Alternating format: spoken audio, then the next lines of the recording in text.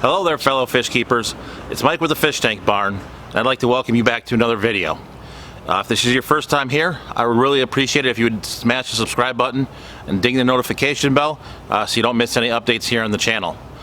With that being said, there's no better place today to talk about aquarium plants and what plants I have in the fish tank barn than right out here in the garden. So let's go ahead. We're going to take a quick tour of the plants in the fish tank barn, talk a little bit about the plant species we have going on or that we're growing out there. They're all pretty easy plants, but I do want to give you guys some ideas, some plants you can have in your own fish room. So let's go ahead and get started. So we're going to talk first about one of my favorite plants, Vallisneria. I use this in a lot of my tanks. I use this a lot for the filtration for a lot of my African cichlids. A lot of my African cichlids will actually leave this plant alone. This plant actually does come from Lake Tanganyika, so it is actually a pretty hardy plant. You can see here I've got it in tanks here like this African cichlid tank with the electric blue Ali and the Alanakara ethylwaini. Again here in my Lake Tanganyikan tank with the black halvis and the Cyprochromis leptosoma, and even here in sand with the discus. So yeah, I got quite a few uses for it. So I use it in a variety of different tanks, even have used it in guppy tanks as well. So definitely one of my most versatile plants here in the fish tank barn. Grows rather fast. Just so you guys know, we'll take a look here. It does propagate by spreading out runners. You can see the little runners here as it goes into the sand. So definitely a pretty cool little plant. So any tour of the fish tank barn would not be complete if we didn't talk about guppy grass. This is primarily used in a lot of my live bearer tanks. This actually started out as a couple of strands. Got it in a fish order from Sergeant Tank. So you can check out his website at sergeanttankpets.com. But yeah, so they just came in with an order of fish. I threw it in one of my tanks, and it is now grows readily anywhere in the fish room. So it is also used out in my ponds as well. So another plant here that I'm starting to play with is hornwort. So I got this in an order from an auction. So decided to play with this in some of my fry tanks as well. It's not growing as fast as the guppy grass would, but that's something I do want to play with as well. Alright, so here we're trying to venture into some different plants here. This is the Rotala indica. I did pick this up at the Grand Valley Aquarium Society. I have this right now living in a 20-gallon tank with some gadiads. It's done pretty well. It's not grown super fast, but it's not died off either.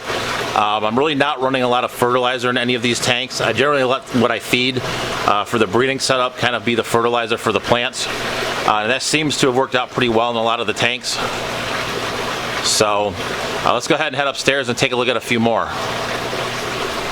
And here's just another example of the jungle val with African cichlids. These are the zebra obliquidans. So that's another tank where plants have been pretty beneficial. Come to one of my most planted tanks here. This is a 54-gallon bow front. It does have quite a few of our favorites, the Vallisneria, but also has some Panageton ovaceus right here. I'm going to show you that this is actually flowered as well. So that's some Panageton ovaceus flower right there. So this is an Panageton crispus. This is done pretty well. This is in another gadiad tank. There's some dwarf sage in here as well. This is one of my favorite planted tanks. Unfortunately, the glass is not the best, and this one's kind of scratched up, unfortunately. But we've got some of the dwarf sagittaria here. Looks like we've got another Panageton crispus, I believe this one is. We do have some more flowers right here. So this one's flowered as well. And then we do have some Pogostemon Gayi. It's G-A-Y-I. That's another plant I picked up. This one from Lucas Brett's at an aquarium show. I'm going to talk about my least favorite plant, but we are going to talk about this because it's kind of important for the breeding that I'm doing. So this is your favorite green hair algae. And I've left this green hair algae in here on purpose. I usually harvest it out. but I do leave this in here basically so the fry have somewhere to hide. And this is a Gadea tank. These are some Xenotoca izeni. And what happens in here is basically the fry have the algae to hide in, and then that way they can hide away from the parents without as much of a threat of being eaten.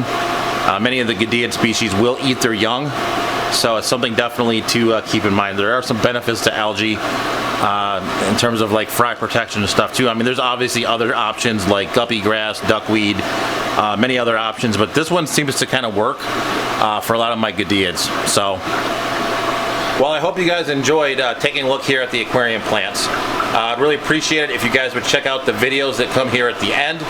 And as always, I do appreciate you guys watching. And if this is your first time here, I would encourage you to smash the subscribe button, ding the notification bell. And as always, I appreciate you watching.